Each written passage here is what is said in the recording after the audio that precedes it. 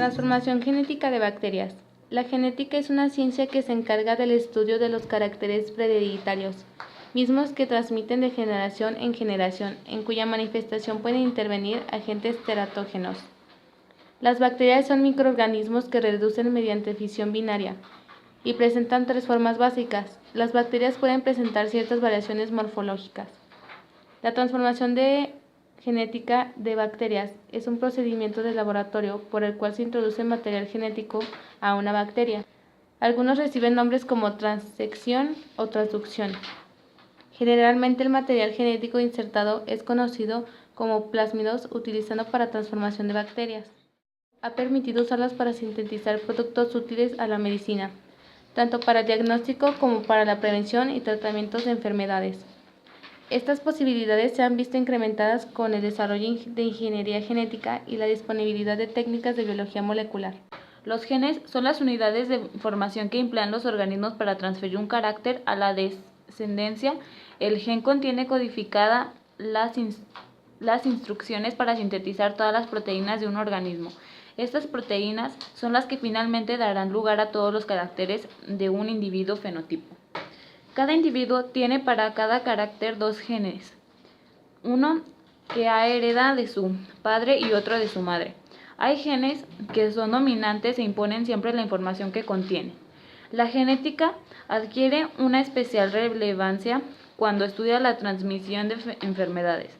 Del mismo modo que se hereda de padres a hijos el color de los ojos, también existen enfermedades que se pueden transmitir a la descendencia. En este caso se habla de enfermedades genéticas o hereditarias. Estas enfermedades se producen porque la información para sintetizar las proteínas no es correcta. Esto se ha mutado, por lo que la proteína se sintetiza no puede realizar de forma correcta su función. Los genes son en realidad fragmentos del ADN, ácidos desoxirribonucleicos, una molécula que se entra en el núcleo de todas nuestras células y constituye una parte esencial de los cromosomas. El ADN es en definitiva la molécula en la que se almacenan las instrucciones que permiten el desarrollo y el funcionamiento de los organismos vivos. El ADN almacena esta información en un código de 4 letras, A, T, G y C, y el conjunto de las letras con las que se pueden sintetizar las proteínas se denomina gen. El paquete completo de instrucciones de ADN, también llamado genoma, está dividido en 23 volúmenes de información llamados cromosomas. Cada cromosoma tiene miles de genes. ¿Cuándo, cómo y quién descubrió y realizó la genética? Esta ciencia se ha desarrollado de manera vertiginosa durante el siglo XX, aunque tiene sus raíces en el siglo XIX, en que los científicos intentaban contestar las cuestiones relativas a la variación y la herencia. Antes de que la genética existiera como ciencia, principalmente durante la segunda mitad del siglo XIX, la herencia se estudiaba a partir de lo que se llamaba la hibridación o cruza de organismos entre sí para analizar su descendencia. La genética surge con los trabajos del monje austriaco Gregory Mendel, 1822-1884, quien pasó parte de su vida trabajando con chícharos en su jardín de la abadía de Brno. En esta época, hacia 1866, eran bien conocidos los trabajos del gran naturalista Charles Darwin, quien aportó a la biología la primera teoría que explica cómo han evolucionado los organismos vividos. La intención de Mendel era demostrar en el terreno experimental cuál era el origen de las especies, dilema que durante el siglo XIX atrajo la atención de muchos naturalistas del mundo. Sin embargo, Mendel no logró explicar el origen de las especies con sus trabajos, pero sí logró generalizar algunos principios acerca de cómo se heredan los caracteres de los individuos de generación en generación. Tipos de bacterias. Las bacterias son organismos unicelulares microscópicos sin núcleo ni clorofila, que pueden presentarse desnudas o con una cápsula, aislados o en grupos, y que pueden tener cilios o flagelos. Clasificación. La mayoría de las bacterias pueden clasificarse en 3 categorías, de acuerdo a su respuesta al oxígeno. Aerobias. Crecen en la presencia del oxígeno. Anaerobias. Crecen sin presencia de oxígeno. Facultativas. Generalmente crecen en presencia de oxígeno, aunque pueden hacerlo sin él. Por su forma y por el aspecto que adoptan cuando se reúnen en grupo, se pueden clasificar en cocos. Coco, tipo morfológico de bacterias. Tiene forma más o menos esférica.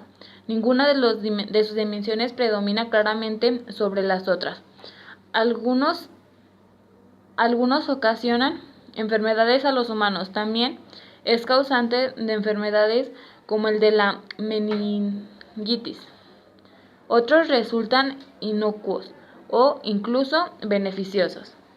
Los cocos se dividen en diplococos, son pares, estreptococos en cadena, estafilococos en racimo, tetradas, número de 4, sarcinas en paquetes, bacilios. Bacilio proviene del latín bacillus y significa varilla. Un bacilio es una especie de bacteria que tiene forma de varitas. Esta es su principal característica y que al ingresar dentro del organismo de un ser vivo puede ocasionar graves enfermedades. Los bacilios más comunes son los que producen enfermedades como la tuberculosis, el tétanos y la fiebre tifoidea. Estas bacterias pueden habitar en diversos ambientes y solo pueden ser visibles a través de un microscopio. Las principales estructuras internas y externas de una bacteria son A. Envuelta celular, membrana plasmática y pared celular. B. Estructuras externas, flagelos, fimbrias o pilis. Cápsulas. C. Estructuras internas, nucleoide, citoplasma y ribosomas. ¿Dónde podemos encontrar las bacterias? Las bacterias, como los grupos de organismos unicelulares y procariotas, que pueden tener una variedad de formas, las mismas van desde cilíndricas hasta espirales, entre muchos otros más. Las bacterias también son capaces de vivir de distintas maneras, tanto de forma independiente como parasitaria, alimentándose de otros organismos y de todo tipo de cosas. Con respecto a los ambientes en donde viven, las bacterias forman parte de la vida orgánica conocida en nuestro planeta. En muchos casos forman círculos simbióticos que benefician a ambas partes. Las bacterias intestinales del organismo humano son las que permiten la digestión. Por ejemplo, se trata de una cruenta y perpetua lucha entre las bacterias y otros organismos por imponerse entre sí. Los organismos mejoran sus defensas y las bacterias encuentran nuevas maneras de atacar en una guerra perpetua que ha sido responsable por muchos de los cambios que ha experimentado gran parte de las especies que viven en el mundo. El estudio de las bacterias corresponde a un sector de la biología llamado microbiología y según los microbiólogos, las bacterias y los microbios viven en otros lugares, en el suelo, en la tierra, en la agua, en el aire, en los animales, en las plantas, en las rocas y claro, en todos nosotros. 5 lugares donde puedes encontrar las bacterias. 1. Teléfono. Es el lugar donde se acumulan las bacterias. Los teléfonos, sobre todo los de oficina, tienen 400 veces más de gérmenes que el lavabo del baño. Esto se debe a que mientras hablamos, escupimos pequeñas gotas de saliva que quedan en el teléfono, además de las que tenemos en las manos. 2. Teclado del ordenador. Un teclado del ordenador contiene 5 veces más bacterias y un virus que un baño. Si vuelcas el teclado de tu ordenador, verás que cae más polvo y suciedad de la que te imaginabas. Asimismo, el ratón del ordenador también es una fuente de bacterias, debido a que la mayoría de veces lo tocamos con las manos sin lavar. 3. Grifo. Si lo pensamos, tiene lógica. Cuando nos vamos a lavar las manos es porque están sucias y el grifo lo tocamos siempre antes de lavarnos las manos.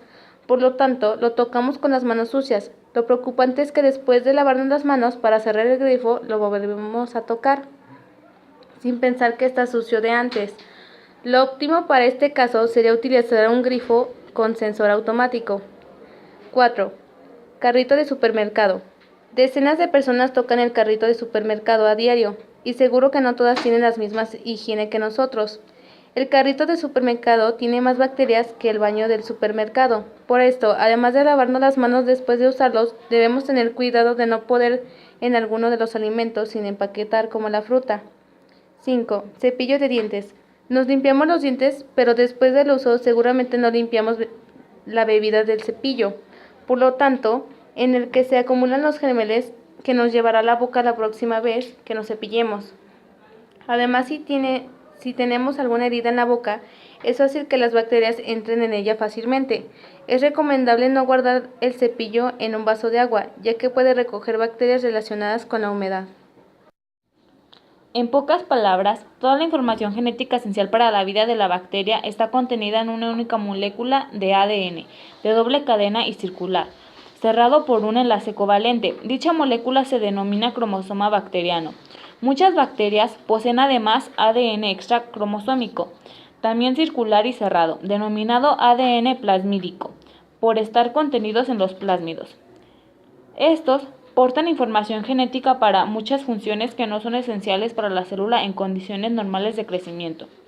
En términos bioquímicos, la composición y estructura de los ácidos nucleicos bacterianos es la misma que para cualquier célula. Conviene recordar brevemente que los ácidos nucleicos son macromoléculas compuestas de nucleótidos unidos en forma covalente por medio de enlaces fosfodiéster en los carbonos de las posiciones 3 y 5 de dos residuos de azúcares adyacentes.